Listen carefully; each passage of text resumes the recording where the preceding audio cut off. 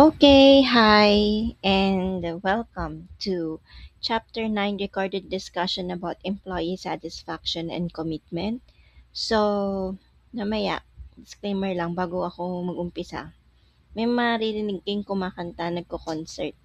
Hayaan nyo na siya, baka may pinagdadaanan siya.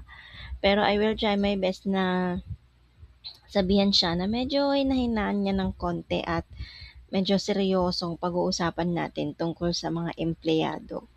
Okay, so bakit nga ba kailangan nating pag-aralan ng employee satisfaction and commitment?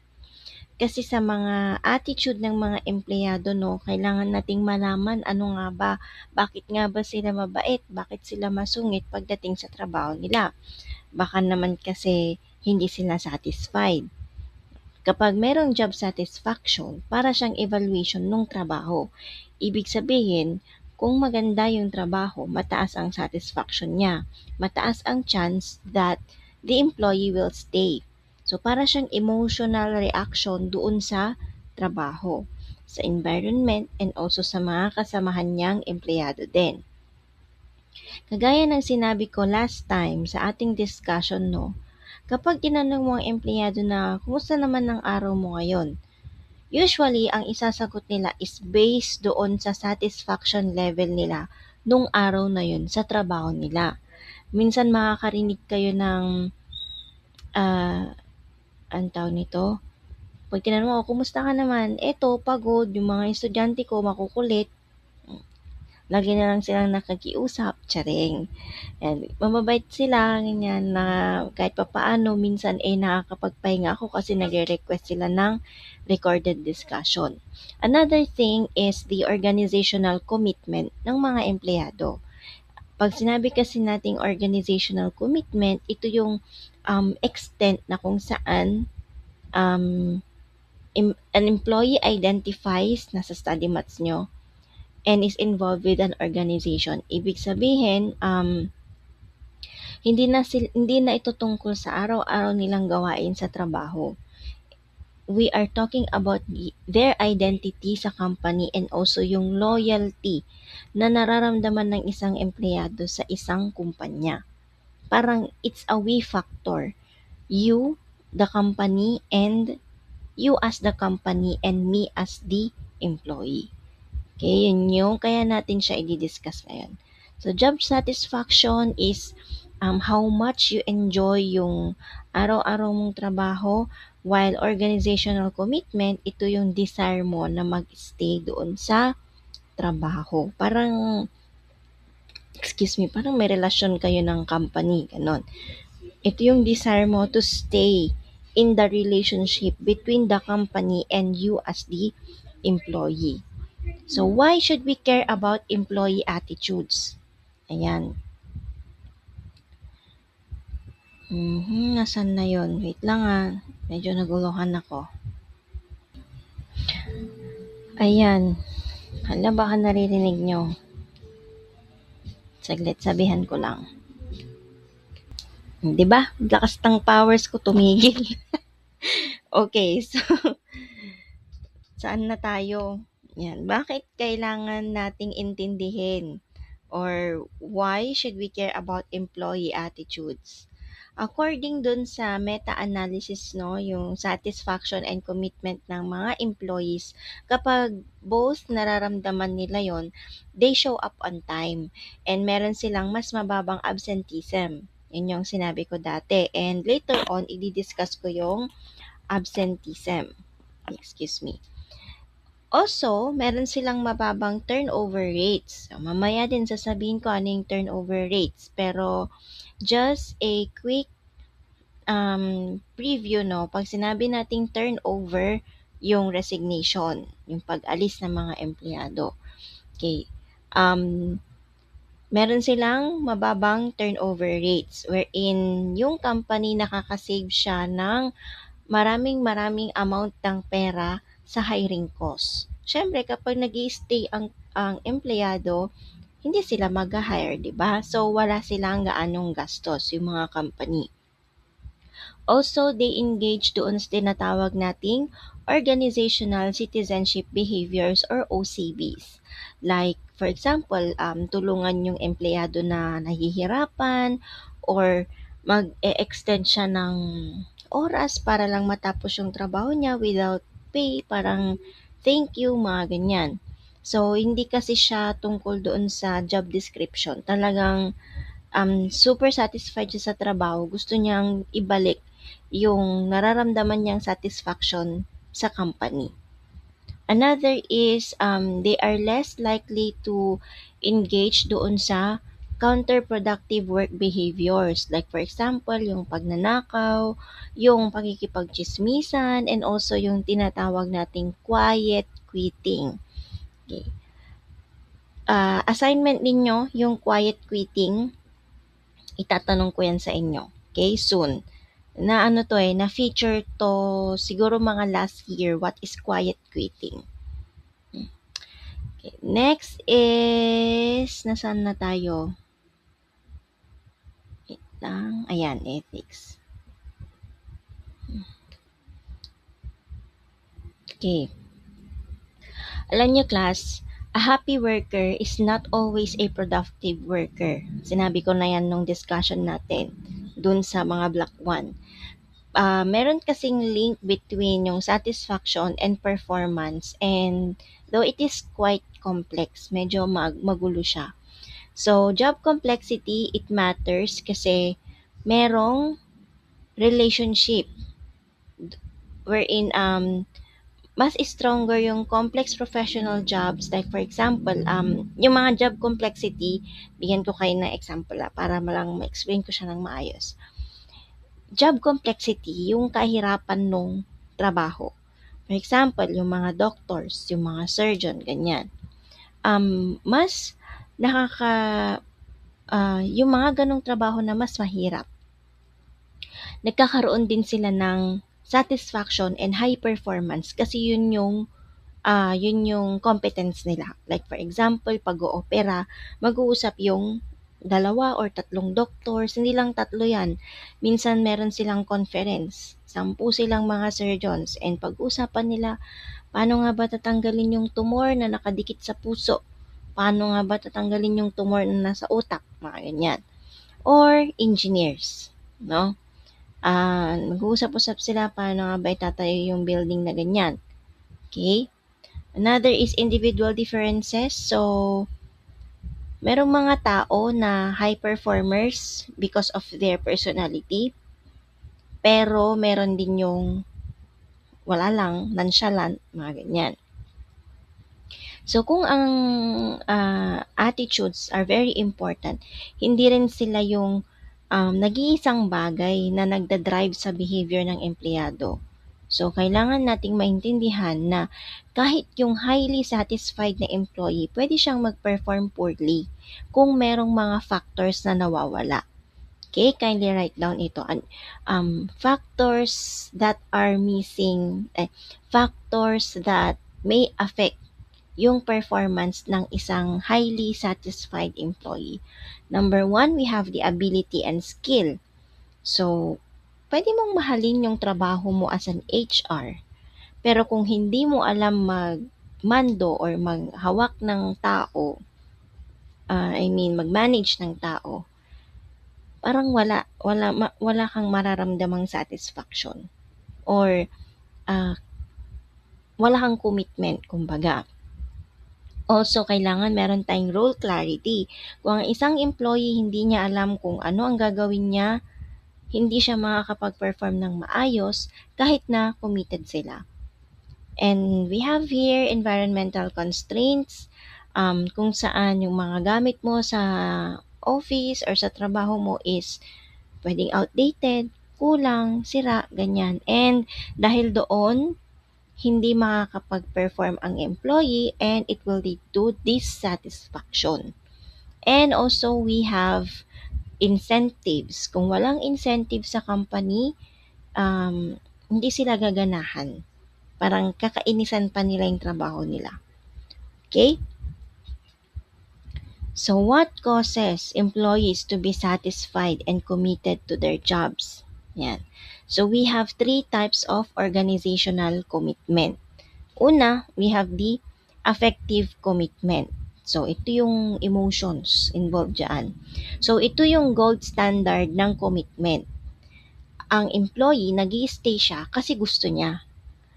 And ina-identify niya yung goal ng company and nakakaramdam siya ng personal chemistry doon sa organization. So, meron silang shared values. The employee and the company have shared values and merong supportive work environment.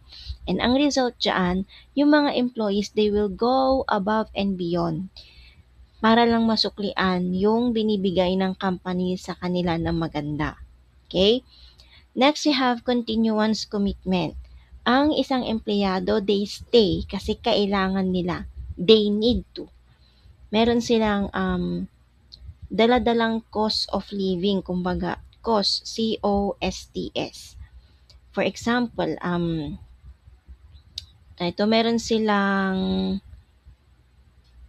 moving expenses or meron sila mataas ang living allowance nila, kaya kailangan lang nilang magstay kasi una din wala silang malilipatang trabaho.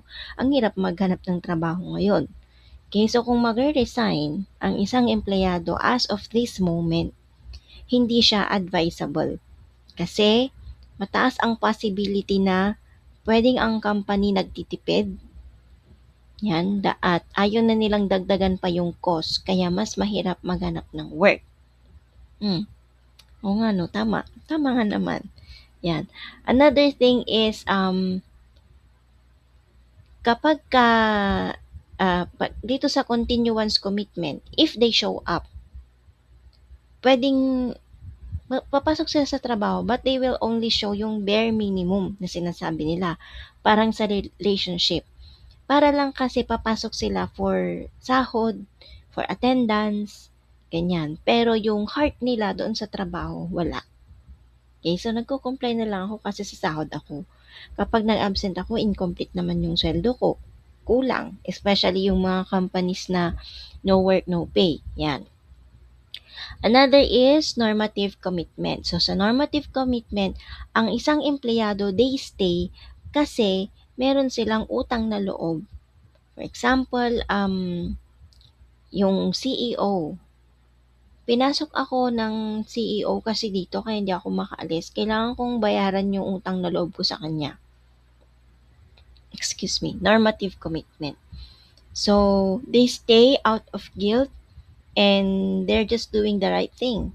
Or sometimes, pwedeng magkaroon ng resentment over time. Okay? What individual differences? What individual differences affect job satisfaction? Yan. Una, meron tayong tinatawag na individual difference theory. Okay, wala siya dyan sa slide, pero nasa study mats niya siya. So, individual difference theory, sinasabi lang niya na yung ibang tao or ibang empleyado, they are simply predisposed or they are influenced na maging masaya or maging sad or unhappy regardless of their employer. So, ang individual difference theory, para siyang personality lens. Sinasuggest kasi ng theory na to na we don't see our jobs as they are, pero tinitignan natin as we are. So, kung ang dalawang tao, meron silang exact na same desk, same boss, or meron silang parehas na sahod, and yung magkakaroon lang ng differences doon sa satisfaction. Kasi they are bringing different internal equipment sa office or ambag sa office, kumbaga. Okay? Ganon yon, individual difference theory. Kung ako, ang naiaambag ko sa school is yung pagiging dedicated ko. Siguro yung isang instructor, pwedeng hindi niya ini-exert yung effort niya kasi hindi naman siya well compensated. Okay, pwedeng ganon. So, depende yan. Ibig sabihin lang, in Tagalog, individual differences, pagkakaiba-iba ng empleyado, ng isang individual. Okay?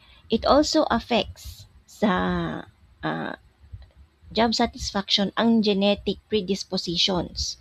Imagine, genetic predispositions pwede din palang makaapekto sa job satisfaction. Okay, wait lang. So, according to research, no, it suggests na about 30% ng ating job satisfaction is linked sa ating DNA. So, meron kasi tayong namamana na personality traits kung paano natin i-visualize ang mundo. So, it's either negative affectivity or positive affectivity.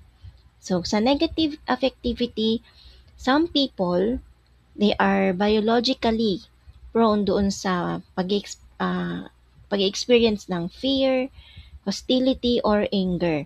Itong mga individuals na to, they are more likely na makahanap ng flaws sa workplace nila.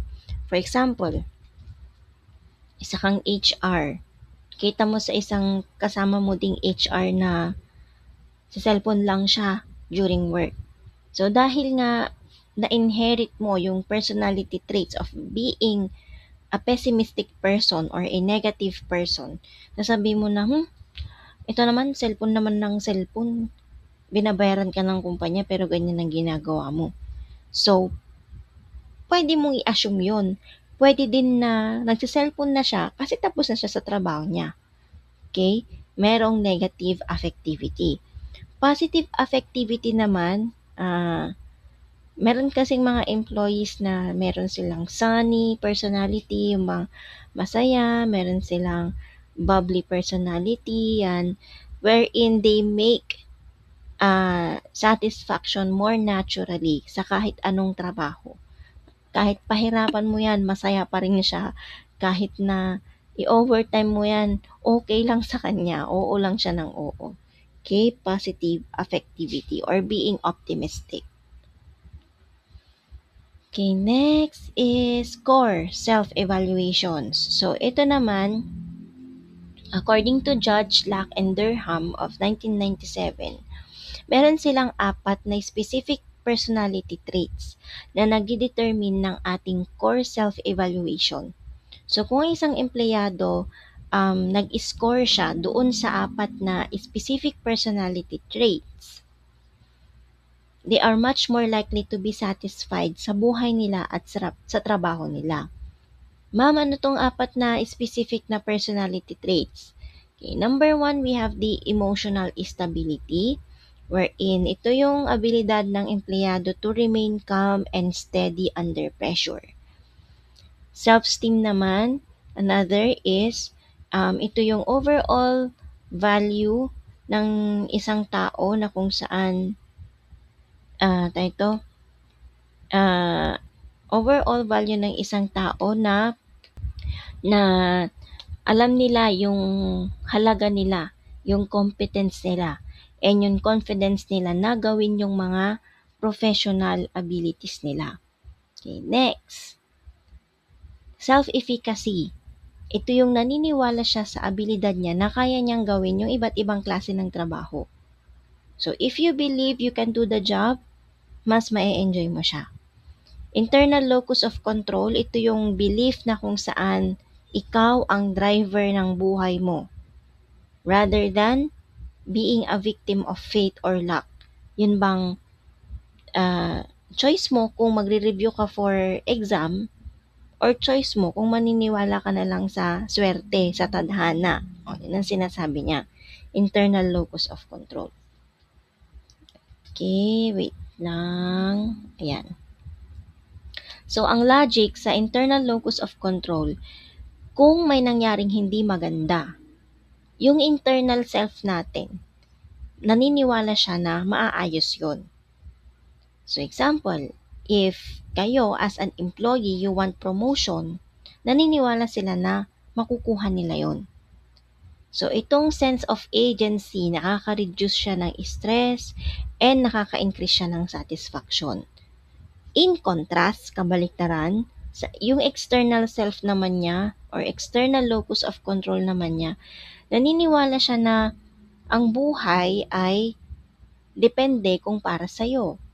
If it's meant to be, it will be. Kumbaga, or bahala na ang fate, bahala na ang tadhana, or bahala na ang Diyos. Hindi naman masama, pero wala namang mawawala. Pero sinasabi ko lang yung differences ng dalawa. So, dahil dito, kung naniniwala lang sa puro tadhana, sa hula, saan pa ba, sa luck, ganyan, it will lead to feeling helpless and dissatisfied. Kasi nga, una parang hindi ka prepared. No? Di mo pinaghandaan. Sabi mo na lang, bahala na dyan. Kung mataas yung makuha ko, di salamat. Kung makapasa ako, di thank you. Pero pag hindi, hindi. Mga ganon. External locus of control. So, to give you an easy overview of internal and external locus of control, imagine na merong dalawang estudyante na bumagsak sa exam. Ang internal locus of control niya, nung isa, sasabihin niya na, hindi kasi ako nag-review, hindi ako nakapag-review ng maayos. So, next time, ibahin ko yung study habits ko. Baka hindi nga kasi siya nag-work. Kasi nag-cramming siya, mga ganon. Pag external locus of control naman, kasi ano yan, yung teacher talagang ginawa niya yan para mapahirapan tayo. So, feeling niya, victim siya. Okay, external locus of control. Next is, wait, ayan. So, kindly follow yung, yung study mats ninyo. Kasi not all ng nandito sa slides ay nilagay ko. Kasi sobrang haba talaga nito. Okay, we have culture. So, sa culture, meron tayong tinatawag na individualistic and collectivist cultures. Kung natatandaan ninyo sa subject nyong UTS or Understanding the Self. When we say individualistic culture, ito yung mga bansa or culture na independent sila. Kaya nila nang mag-isa hindi naman without the help of the family. Siguro very minimal lang ang guidance ng family. Kapag collectivist culture naman, ito yung gusto nila ng sama-sama sila. Example ng individualistic culture, we have yung USA, Western Europe, ano pa ba? Mga South Africa, yung mga yan. So, ang satisfaction sa individualistic cultures, galing yan sa personal achievement, mataas na sahod, and career advancement. Career advancement meaning promotion. Collectivist cultures naman like Philippines, Japan, yan yung mga Southeast Asian na bansa. Mga collectivist culture tayo. Satisfaction is often tied doon sa group harmony. Gusto sama-sama. Yung loyalty sa company and also how well the team is doing. Next is intelligence. So, pwede na i-assume natin na people are smarter na ang mga taong mas magagaling or smarter, they are more satisfied kasi nakuha nila yung trabaho nila, na gusto nila. But according to the research of Ganzak, 1998, nagkakaroon siya ng nuance reality. So, meron tayong tinatawag na misfit theory. MISFIT. Misfit. Na kung saan yung mga highly intelligent people sa low complexity jobs.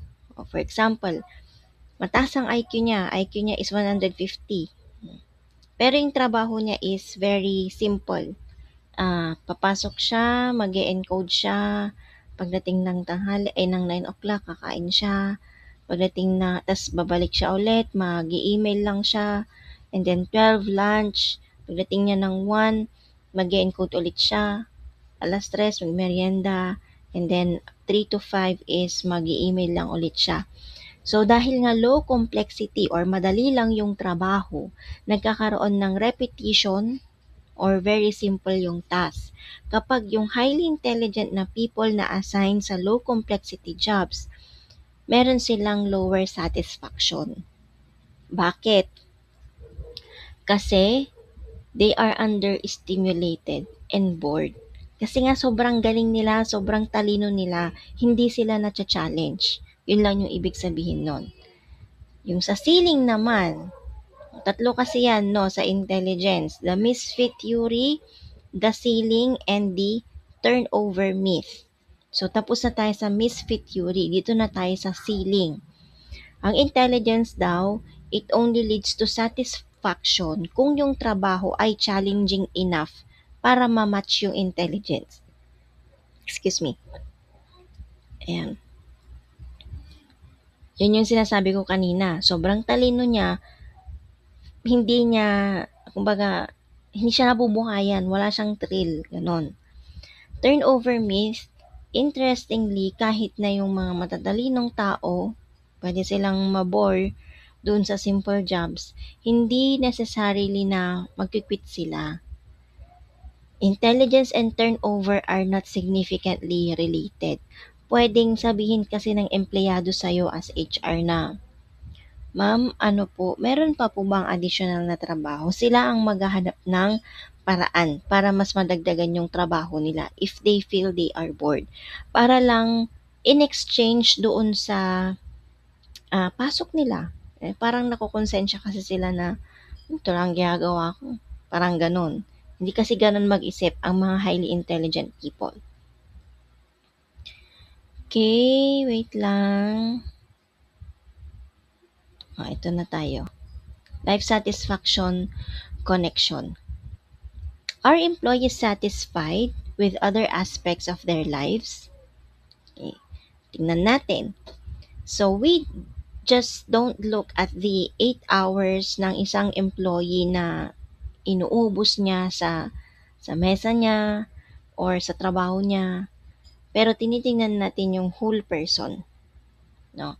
So, ang tawag dito is spillover hypothesis. According to research, and it consistently shows a strong correlation na between job satisfaction and life satisfaction, meron silang connection. Actually, pwede nyo maging research to. Very konti lang ang nakikita ko na nag-research about job satisfaction and life satisfaction. Kaso, nag-umpisa na kayong mag-title defense, so, okay, yan. So, ito yung connection na, so, work to life. Work satisfaction to life satisfaction. Kung meron kang magandang araw doon sa trabaho mo, yung energy na yon dadalhin mo siya hanggang pag-uwi, hanggang sa pamilya, hanggang sa matulog ka na. Kung mataas ang satisfaction na.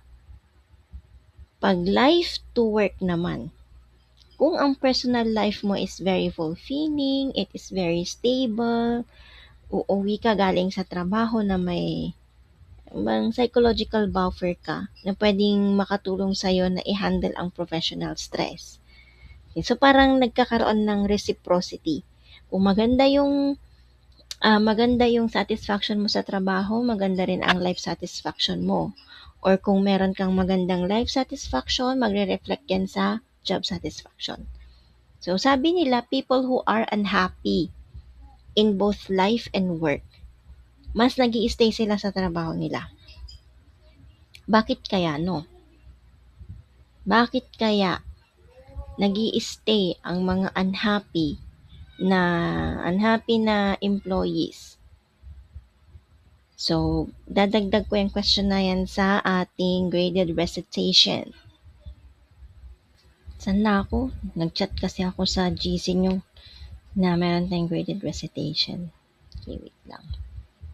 Ano ko nga? Sulat ko lang. Ayan, nasaan na tayo? Basta hindi ko sasagutin yun ha. Why do unhappy employees in both life and work often stay in their jobs? Okay, so for someone who is generally happy sa buhay nila, a toxic or boring job, feeling nila May 30 ka dyan. Doon sa wallet ko. Iba yan, libro yan ni Aleb. Doon oh. Ay, doon oh. Tingnan mo dyan, yan.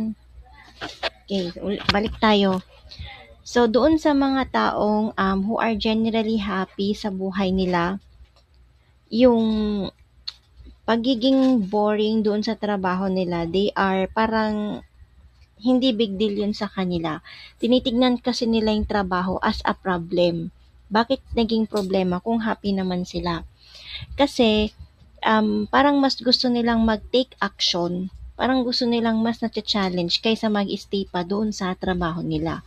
Kaparehas lang siya ng yung mga highly intelligent people na ilalagay mo sa low complexity jobs, naboboard sila. Ganon din kapag ang isang tao ay generally happy.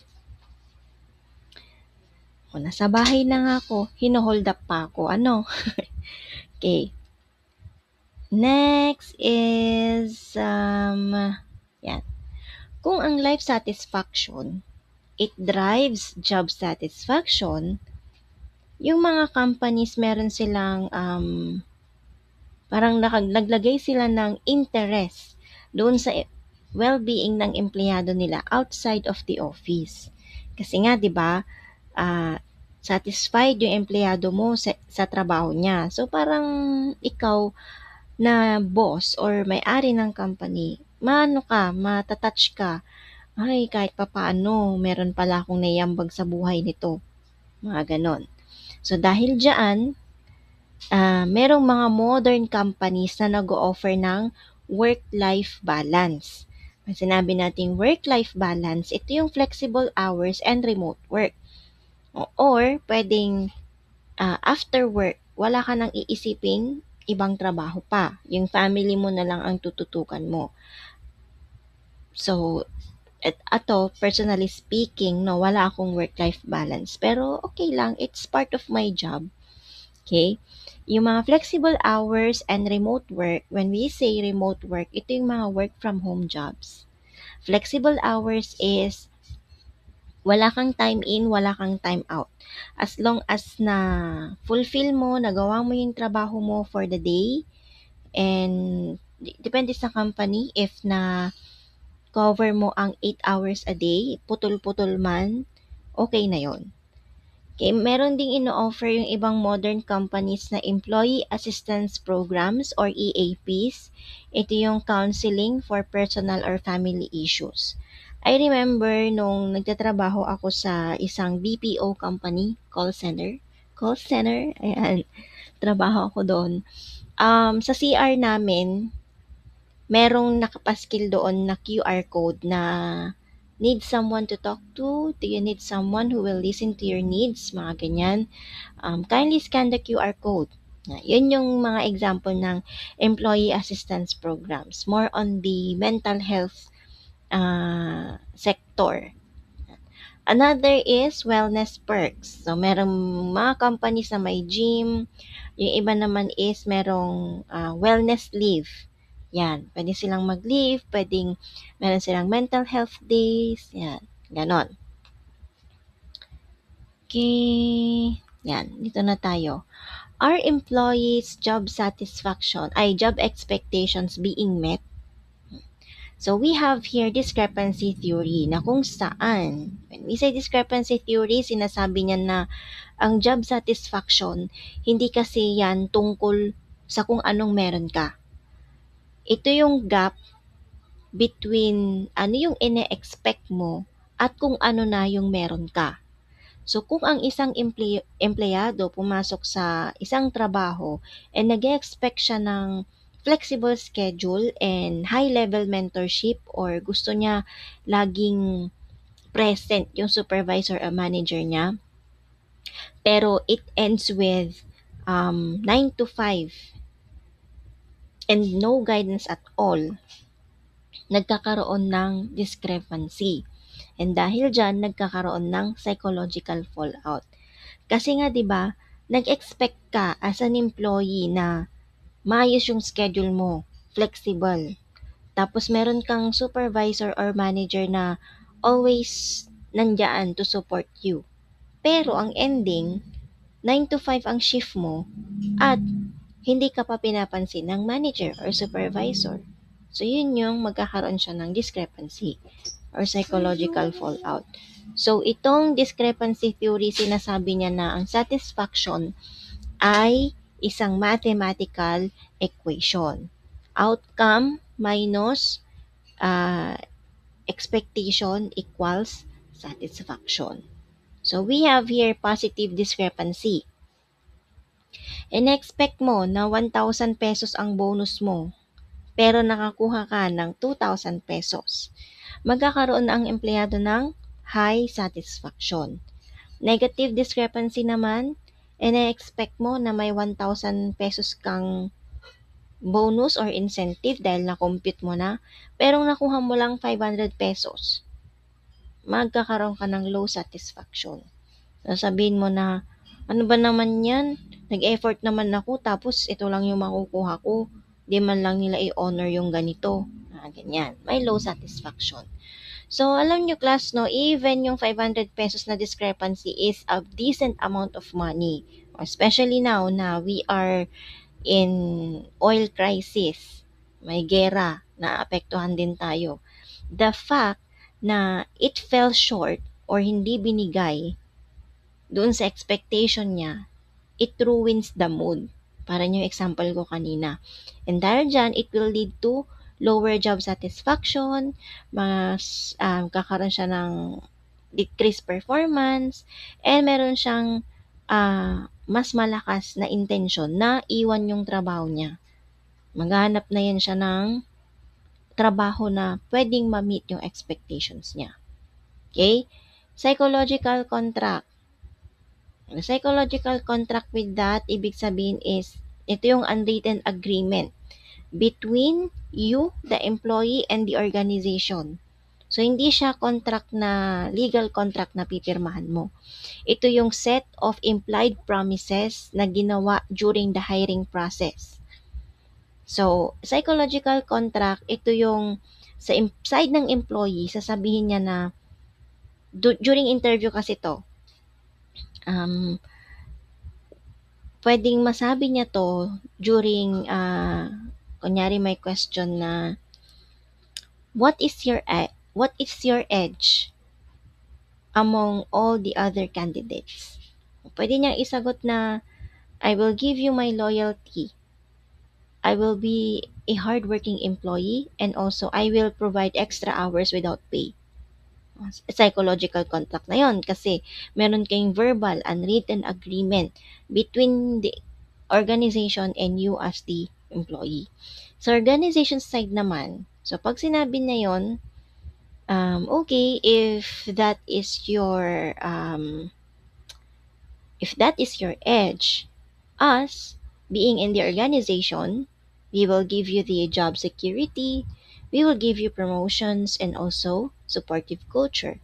Aside from the promotions, under the promotions, we will give you travel incentives, we will give you 15 paid leaves, sick leave, leave with pay, vacation leave, and extra leaves, parang mga ganon. And also, if you have you obtain a high score in your performance appraisal, there is a high chance that you will be promoted to a higher position and also salary increase, mga ganyan. Paano kapag nagkaroon naman ng breach o yung tinatawag nating psychological contract breach? Nangyayari ito kapag yung empleyado feeling niya hindi niya na-meet or hindi niya napanindigan yung salita niya. Ganon din sa company. For example, during the interview, sabi ng manager mo, we promote from within. So, 2 years later, nag-hire sila ng outsider para doon sa senior role na dapat ikaw sana ang mapopromote. Di ba sabi sa'yo nung interview, we will give you job security, we will give promotions, we will give incentives, and if you have a high score in your performance appraisal, you will be promoted to a higher position. Kaya lang, after 2 years, meron naman na silang hinar na iba at hindi within the company, pero sa labas. So, doon pa lang is magkakaroon ng psychological contract breach. So, ang result niyan, yung empleyado, feeling niya na betray siya kasi merong broken promise na pinanghawakan niya kasi. So, syempre, magkakaroon siya ng bad day at work, and it directly attacks organizational commitment. Okay, wait lang. Ayan. Work schedule fit. Wait lang double check ko lang. Okay. Next, we have yung need supplies fit. So, this is another fit factor na kung saan related siya sa job satisfaction and commitment kasi ito yung extent na kung saan yung mga empleyado meron silang desire sa particular work schedule. Example, yung work shift nila, yung number of hours sa trabaho nila na pwedeng mag-match doon sa actual schedule nila. Ako, for example, I am a part-time instructor sa UCU. Nag-apply ako sa isa pang company o kunwari sa WPI. So, wala naman akong pasok ng Thursday and Friday. Meron tayong tinatawag na need or supplies fit.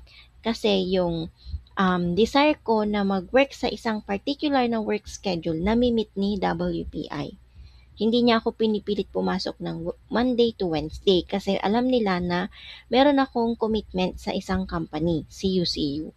Ganon din si UCU, hindi ako pinipilit pumasok ng Thursday, Friday. Kasi dahil part-time ako, I have the right to maghanap ng ibang trabaho, isa pang trabaho. Okay. Signs na ang isang empleyado or isang tao is merong mismatch doon sa trabaho niya. So when we talk about fit, dugtong ko lang no, nasaan na yon? Dugtong ko lang pala yung dun sa need and supplies fit. When we talk about fit, hindi lang kasi yan tungkol sa being able to do the work. We are looking doon sa iba't ibang layers. Una, we have the career fit. So ito bang tao na to is maaasahan natin doon sa trabaho na pinapasukan niya. For example,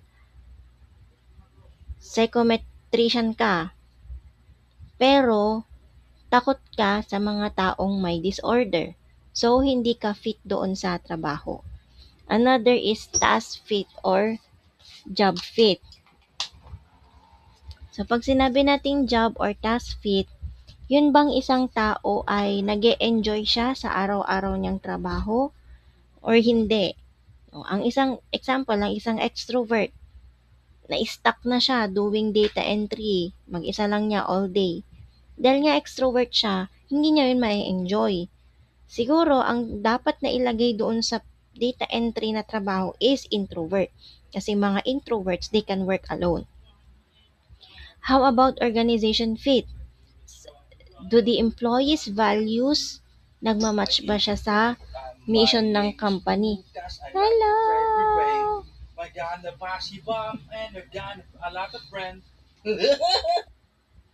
Ayun.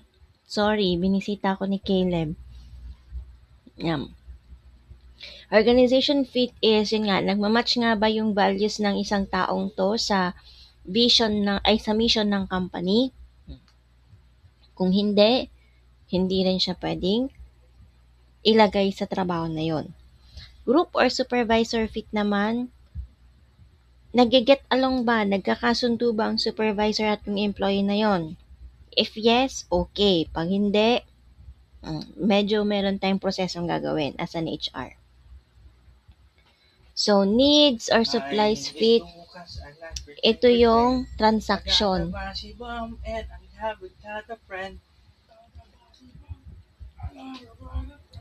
Ang gulo.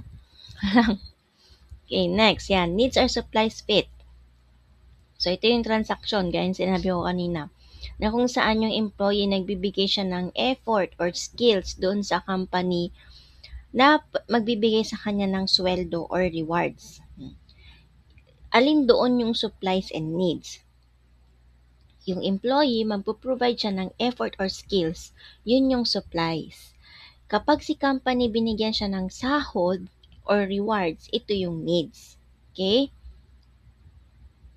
If the employee feels na binibigyan nila yung 100% nila, pero they are only getting 50% back doon sa rewards, yung fit is broken. Hindi na siya swak, kumbaga. Schedule fit. So, sa schedule fit naman, if an employee gusto niyang magtrabaho ng 9 to 5, kasi gusto niyang makasama yung mga anak niya, pero napipilitan siyang magtrabaho sa gabi, yung satisfaction nila parang hindi hindi magiging okay kasi kahit nabayaran pa sila. Kasi nga hindi yon yung desire nila. Gusto na nilang umuwi. Bakit mo pa siya pag-i-stayin ng gabi? Okay? Kung ayaw niya, wag pilitin, di ba? Hindi yung marami pang sinasabi. Okay, dito na tayo sa red flags or signs of mismatch. So, as a manager, as an HR, or as a boss of a company, mabilis mong may spot yung misfit kahit na bago pa sila mag-resign sa trabaho. Meron kasi tayong mga behavioral leaks, no, or mga signs na nagpapakita sa isang empleyado at sa trabaho nila kapag hindi na siya nagkiklik. Okay.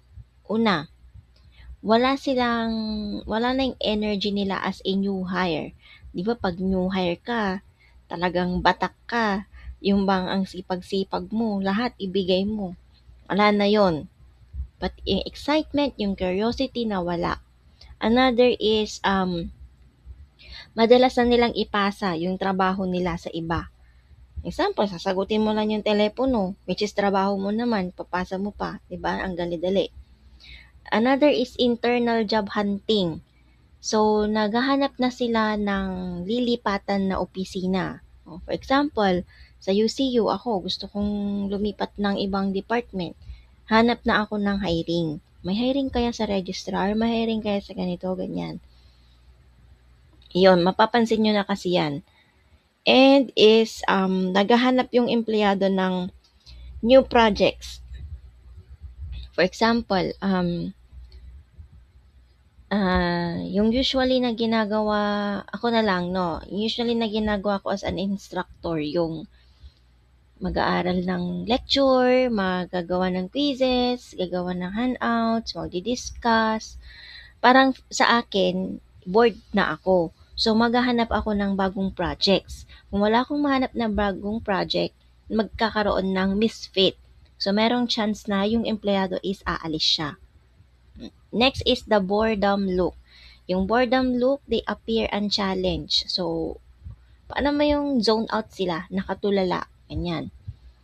And, bare minimum na lang ang binibigay. Kumbaga, kami, as an instructor, mapapansin nyo na kapag ang isang empleyado ay misfit, kapag wala ng effort na dinadagdag, basta papasok na lang dahil may sahod.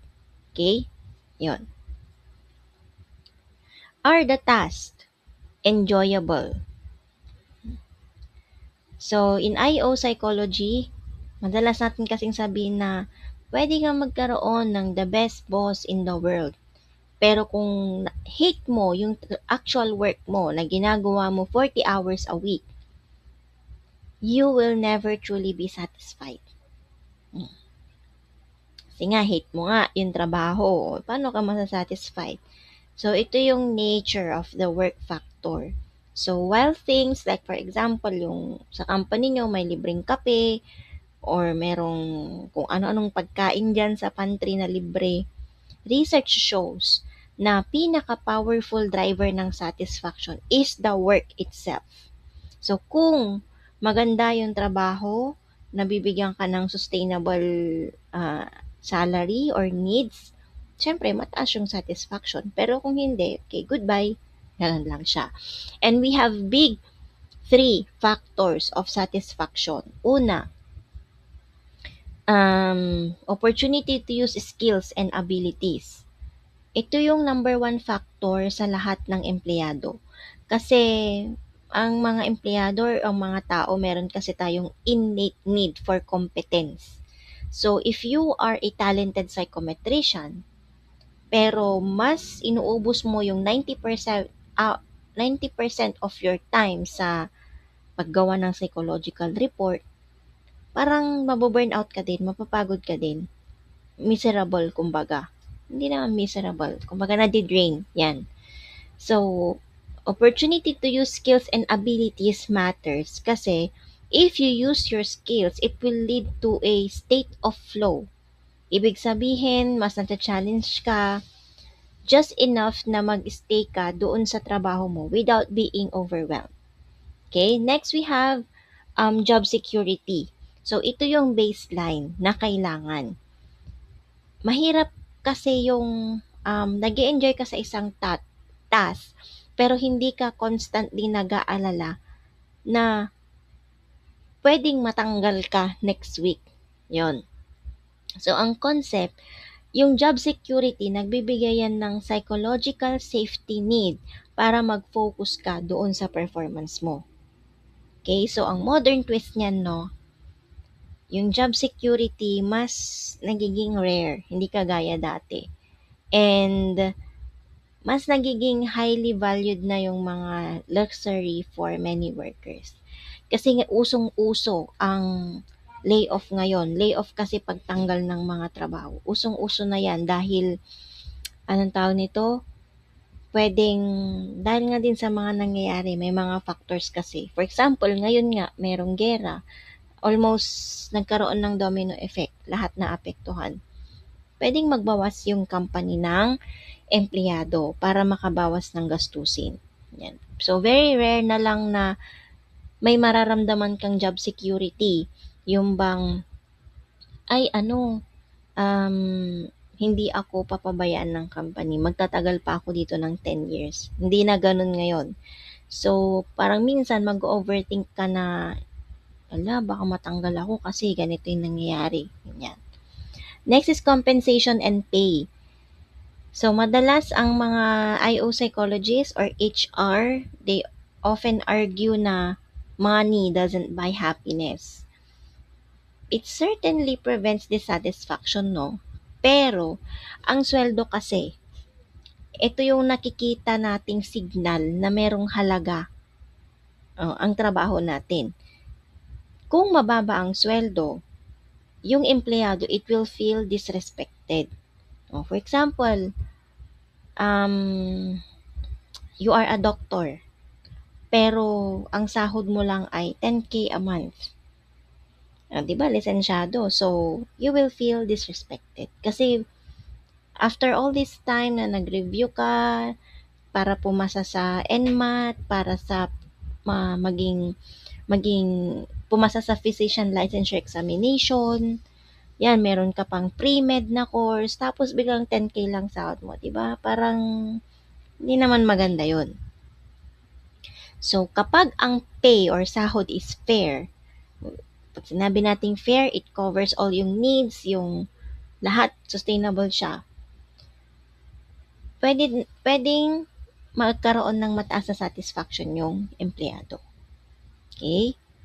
So, do employees work or enjoy working with supervisors and coworkers?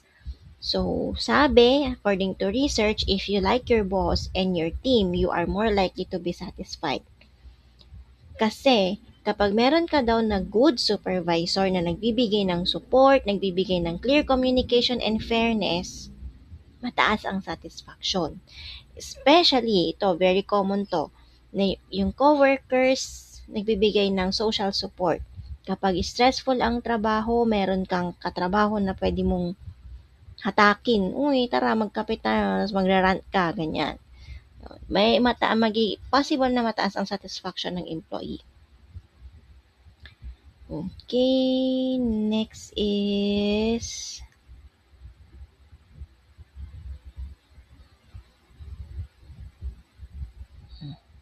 to. Are coworkers outwardly unhappy? Tingnan natin. So, according to social information theory, saan na yung slide? Ayun. Social information theory, no? Ang sinasabi dyan ng empleyado para silang sponge. So, tinitignan nila yung social environment nila to figure out kung paano sila makaramdam at paano sila kikilos. So, kung yung co-workers mo, they are working hard, they are smiling during their work, you model yung ganong motivation, nahahawa ka. Pero kung tamad-tamad sila, tapos lang sila, tamang chill sa trabaho, ganon ka din, gagayahin mo din siya, and it will lead to dissatisfaction. Bakit kaya ganun, no? Sa social information processing theory. Kasi, tayong mga humans, meron tayong natural desire para mag-fit in. So, kung ang norm doon sa office nyo is to hate the boss, ganon din yung gagawin mo. Feeling mo or you might feel like an outsider na gusto mo yung boss mo pero sila hindi. Pwede din na makiayon ka na gusto mo yung boss. It depends on the situation. So dahil doon, for example, gusto mo yung boss mo kasi nagmamatch ang values ninyong dalawa. Hindi relationship, gusto na relationship, hindi ganon. Nagmamatch yung values nyo or yung gusto, mission and vision ninyo ng boss mo nagmamatch. Tapos sila ayaw nila. Ikaw ngayon, dahil nga coworker mo sila, you will adjust doon sa attitude nila to match, parang mag-fit in ka. Ganun siya. Okay? Are awards and resources given equitably? So, we have here equity theory na kung saan ang mga empleyado daw, they are constantly doing mental math. So, kino-compare nila yung input and output nila para ma-compare doon sa another coworker. So, yung input ng isang coworker ay effort, education, oras, skills. Yung output is yung sahod, yung papuri na natatanggap nila, yung mga benefits and also status. O, example, may dalawang estudyante and they work on a group project. So, si student A, nakakuha siya ang gumawa or research, siya ang gumawa 90% of the research. Si student B, 10% lang. Pero, dahil nga grupo kayo, at ikaw na very masipag sa research, 90% dun ginawa mo, at si student B, 10% lang, tagaluto pa ng pansit canton, pabuhat. Parehas kayong nakakuha ng 95 na grade sa research, sa R1, sa defense. Ngayon, si student A na nag-put masyado ng effort doon sa research, syempre, mayroon siyang mafe-feel na sense of inequity and dissatisfaction kahit na mataas yung grade. Kasi nga walang fairness, hindi fair. Ako ang gumawa, pero mataas ang grade niya. Ganon. So, hindi kasi siya tungkol sa kung ano ang nakukuha ng empleyado, no? Naniniwala kasi tayo na dapat lahat pantay-pantay. Okay? So, if an employee feels cheated, walang no amount of free snacks, compensation, or good vibes na makakapag-satisfy sa kanila. Okay, itutuloy ko na lang to, i-cut ko muna dito. And next natin yung mga justice. Goodbye. See you ulit mamaya.